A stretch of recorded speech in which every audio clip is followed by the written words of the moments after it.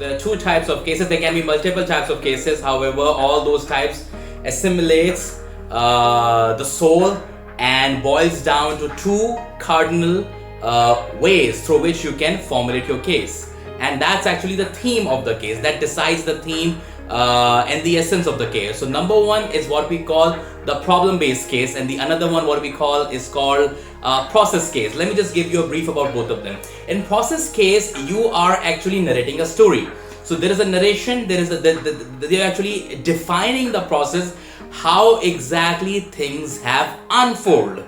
And those stories are usually not backed up by X was the problem, Y was the decision which was actually taken, and that's how everything has actually came into the shape. So if I give you an example of what exactly process case is, process case could be, I have few of the examples to be noted, and those are predominantly one of the leading cases, especially in the domain of business education or business best practices. And one of the leading case which is actually highlighting about the essence of how the work has happened, narrating the story from the process perspective, is that the success story of KNNs, which is actually documented by Harvard Business Review as well. Another one is the expansion method of McDonald's in 165 plus countries.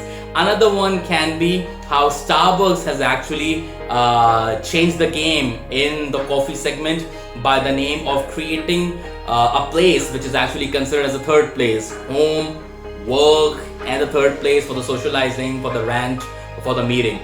So these are the key cases which are actually highlighting the process side of the case study. And there is another one that what we call the problem-based case study. In problem-based case study, so there is a problem, there is a situation, and it is actually evaluating what decisions were actually taking, what were the alternatives, what was the opportunity cost.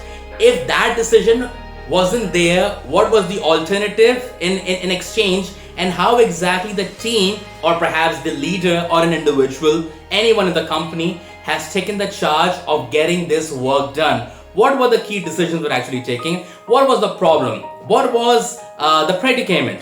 What was the catch-22?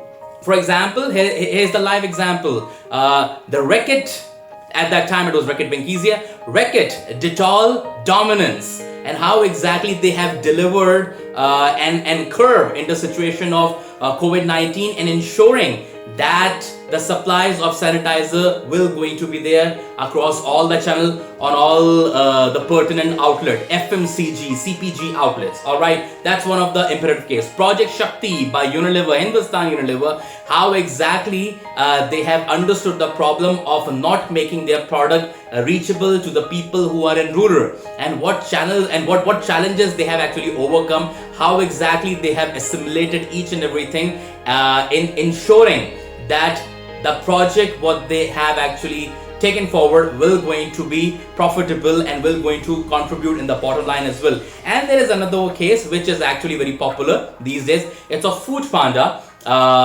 making an expansion into the Q-commerce business, what problems they have actually faced and how exactly they have overcome, and ensuring that the delivery will going to happen in next 20 minutes from the time that you have punched the order. All right, so what are the challenges, what are the decisions we're actually taking and ensuring that these all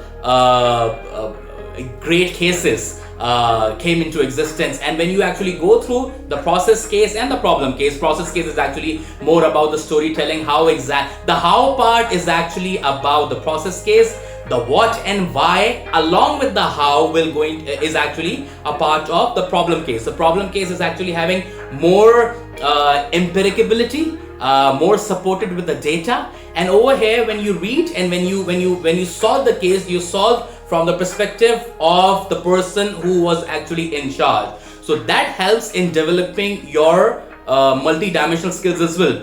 Both the cases are actually having their own respective significance. None of the method dominates each one of them.